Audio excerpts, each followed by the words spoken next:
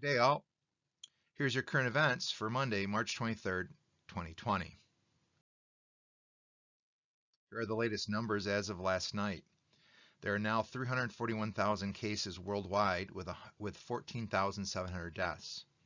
The United States is now approaching 35,000 cases with 414 deaths. Michigan's COVID-19 cases is now at 1,035 with 9 reported deaths.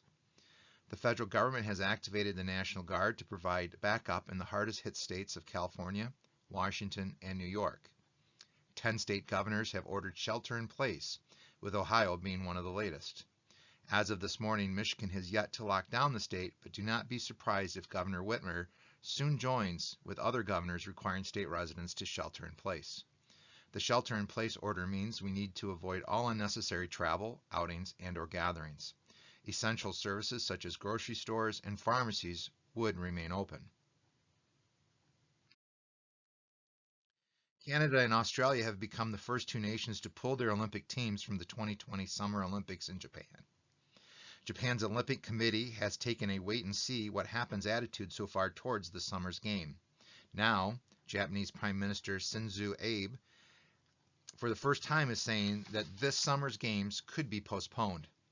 The International Olympic Committee will have the final say-so and could make the decision in the next month.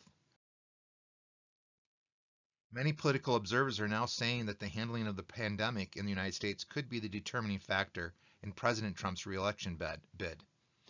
If you have listened to the president in what now is becoming his daily news conferences, he is referring to the pandemic as a war and that he is a wartime president.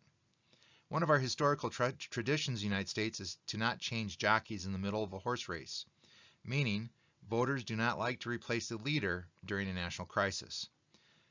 President Franklin Roosevelt was elected to an unprecedented 4 terms.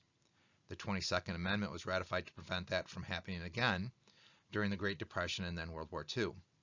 President George W. Bush was re-elected while battling the War on Terror. President Obama was re-elected while still dealing with the impact of the 2008 recession. Voting rights groups are expressing concern over the November election amid the pandemic.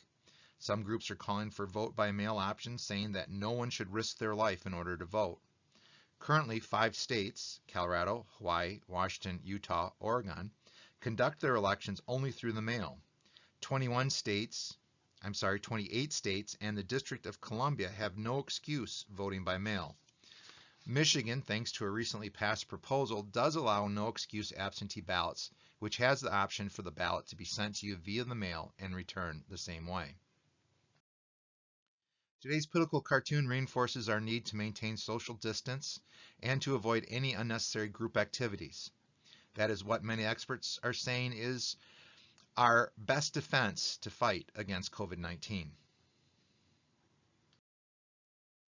That's our current events for today, Monday, March 23rd. Until tomorrow, this is Mr. Ruska saying, once again, keep calm and keep reading.